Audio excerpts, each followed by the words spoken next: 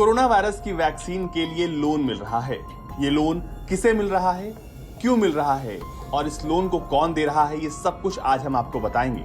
नमस्कार, मैं हूं अजीत और आप देख रहे हैं भारत तक। कोरोना वायरस का इलाज दुनिया का हर देश ढूंढ रहा है। इस बीच चीन ने दावा किया है कि वो इस साल के अंत तक कोरोना वायरस की वैक्सीन बना लेगा और बाजार में लॉन्च कर देगा। वैक्सीन बनने के बाद चीन इसे कई देशों को भी देगा। जो देश वैक्सीन खरीद नहीं सकते उन देशों को चीन लोन देगा। लोन की राशि से इन छोटे देशों को चीन में बन रहे कोरोना वायरस की वैक्सीन खरीदनी होगी, तभी चीन लोन देगा।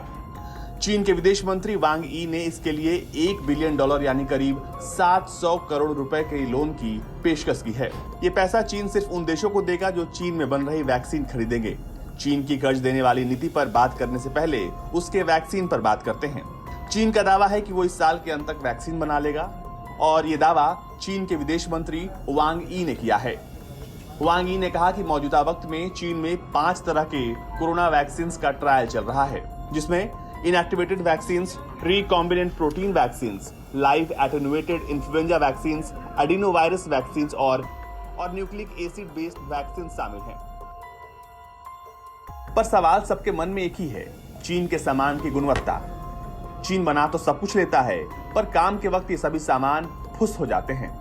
फुस हुए सामानों की कतार बहुत लंबी है, लेकिन बात जब कोरोना वायरस की हो रही हो तो आप उदाहरण के तौर पर चीन के टेस्टिंग किट्स को ले सकते हैं, जिसकी वजह से चीन की किरकिरी हुई और कई देशों ने उसके टेस्टिंग किट्स को लेने से मना कर दिया था। जिन्होंने लिया था उन्होंने वापस कर दिया था। इसलिए चीन जो दावा कर रहा है उस पर दुनिया का कोई भी देश यकीन नहीं करेगा। फिलहाल दुनिया भर में कोरोना वायरस की 23 वैक्सीन पर ट्रायल चल रहे हैं और किसी भी वैक्सीन के सफल परीक्षण के बाद इसे सामूहिक इस्तेमाल के लिए संस्थाएं इजाजत देती हैं और फिर इसके बाद बारी आती है बड़े पैमाने पर इसे बनाने और बांटने की।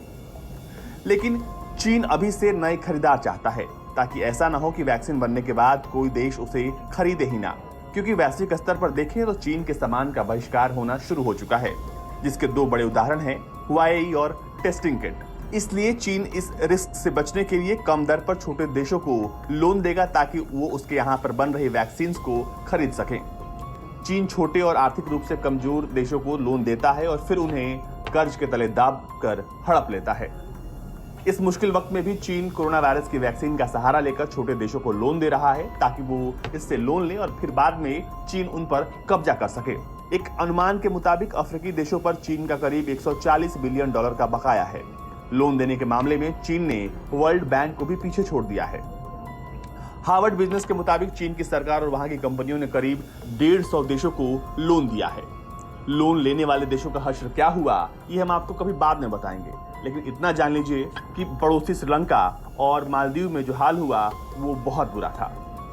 श्रीलंका का हम्बनटोटा बंदरगाह अब चीन के कब्जे में है और मालदीव इतना करा रहा है कि वो अब तक अपनी आर्थिक स्थिति को मजबूत नहीं कर पाया।